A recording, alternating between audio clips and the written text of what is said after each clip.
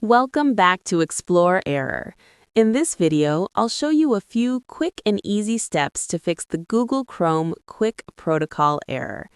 If this video helps you, feel free to like it and subscribe for more tutorials. To begin, open Google Chrome and click on the three dots in the top right corner. From there, go to Settings. Now, click on the address bar at the top, remove any text, and type Chrome//flags. Once the flags page opens, use the search bar and type Quic, spelled Q-U-I-C. When you see the Experimental Quic Protocol option, change it to Disabled. After that, click on Relaunch so Chrome restarts with the new setting applied. If the error is still there, click the three dots again, move your cursor over Extensions, and select Manage Extensions.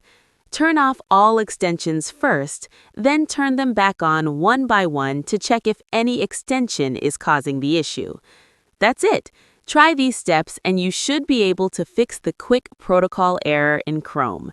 Thanks for watching, and don't forget to subscribe for more helpful guides.